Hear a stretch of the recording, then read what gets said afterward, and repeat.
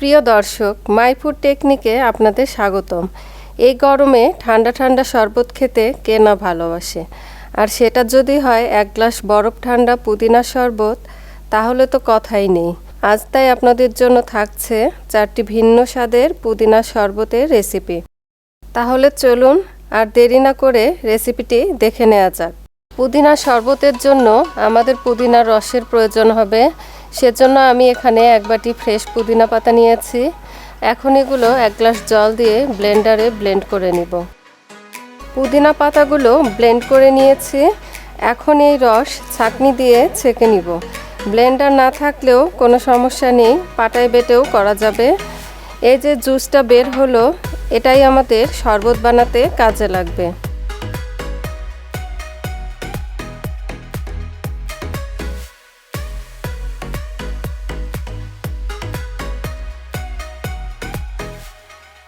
প্রথমে বানাচ্ছি লেবু পুদিনার শরবত। এর জন্য গ্লাসে দিয়ে দিচ্ছি 3 টেবিল চামচ পুদিনার রস, চিনি দিচ্ছি 3 চা চামচ। অবশ্যই চিনিটা যার যার স্বাদ অনুযায়ী দিয়ে নেবেন। এখন দিব 1 চিমটি লবণ আর 1 ফালি লেবুর রস।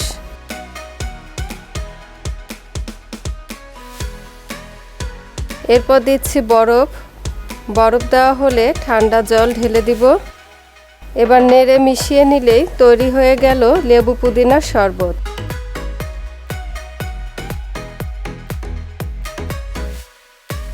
আর একটু আকর্ষণীয় করার জন্য লেবু আর পুদিনা পাতা দিয়ে একটু সাজিয়ে দিচ্ছি।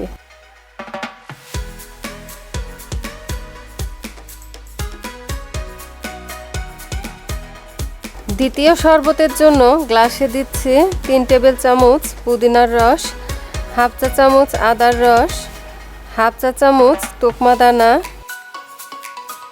3 চা চামচ চিনি আর 1 চিমটি লবণ। এবার দিব বরফ দেওয়া হলে দিয়ে দিব ঠান্ডা জল।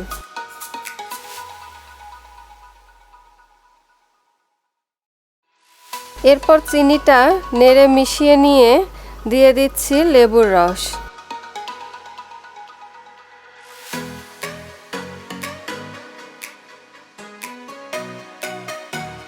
গ্লাসটা লেবুর স্লাইস দিয়ে আর পুদিনা পাতা দিয়ে সাজিয়ে নিলেই তৈরি হয়ে গেল তোকমা দানা আদা পুদিনার শরবত।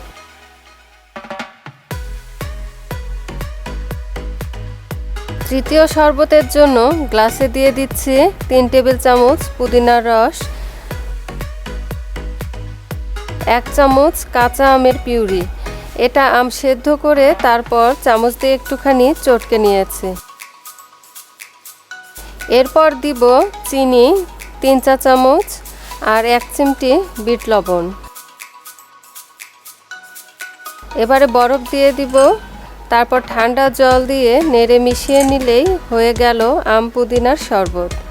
এরপর একইভাবে লেবু পুদিনা দিয়ে সাজিয়ে দিচ্ছি।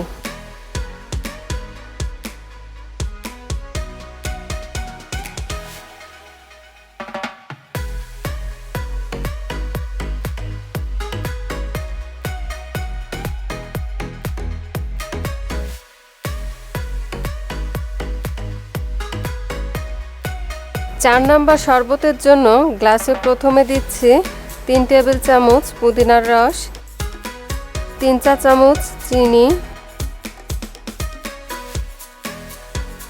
2 চা চামচ ট্যাং পাউডার। এবার বরফ দিয়ে দিচ্ছি। এরপর ঠান্ডা জল দিয়ে নেড়ে মিশিয়ে নিলেই হয়ে গেল ট্যাং পুদিনার শরবত।